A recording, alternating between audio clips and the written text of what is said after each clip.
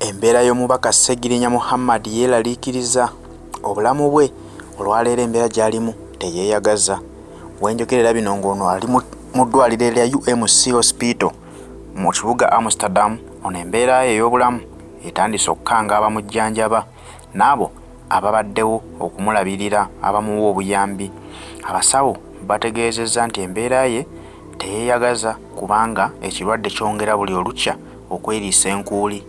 Bagezezzaako kye basobola, bagezezzaako kumujjanjaba naye balaba enkyukakyuka tewali, kye kibaleetedde okutya. Era bwe batyo ne bagamba abajjanjabi be abamubadde ku lusegere ne babagamba nti embeera y'omuntu wammwe tulaba ng'eyongedde okukaluba era bwe kuba kusaba mwongere essaala. Bannayuganda bongera okusabira Mr Updates mwongere essaala kubanga si birungi oluvannyuma lw'abasawo ba wano okulemererwa ate nga ne gye buvuddeko yaliko mu ggwanga erya Kenya era nga nabo bagezaako okulwanagana n'obulamu bwe balabe nga babuzza engulu era nabo baalemererwa.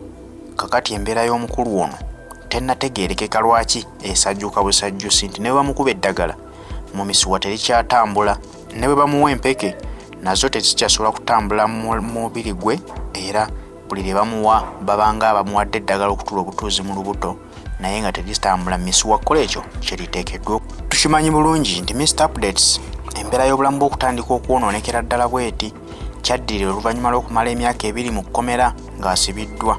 Mr Updates yasaba nga bekikwatako abakulira ekkomera nti waakiri basooke bamukkirize agenda ajjanjabibweko kubanga obulamu bwe awulira nga tebweyagaza.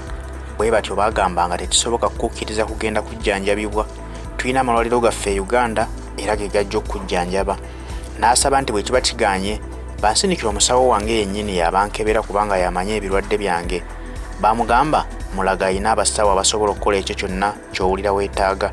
Bwe batyo bwe yafunangamu obuzibu baamuddusanga mu ddwaliro ery'e Mulago n'amalayo ku nnaku z'amaze ne bamuzzaayo mu kkomera Ekigo.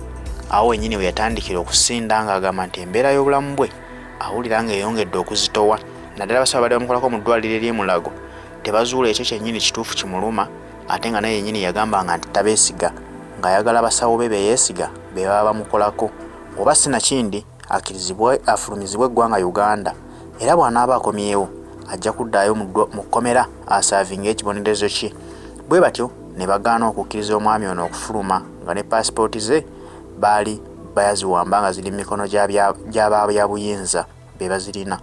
Bw'atyo Mr Updates we yatandikira okubonaabona n'obulwadde era amangu ddala nga baakamuta yasooka n'amala omwezi mulamba mu ddwaliro nga bagezaako okumwekebejja. N'akomawo mu bantu abaddemu akaseera katono nnyo era wuuyo embeera eyonoonese. Mukama Katonda yekka yasobola okutaasa mwami Ssegirinya. Embeera ye ey'obulamu gy'ayitamu olwaleero si nnungi n'akatono.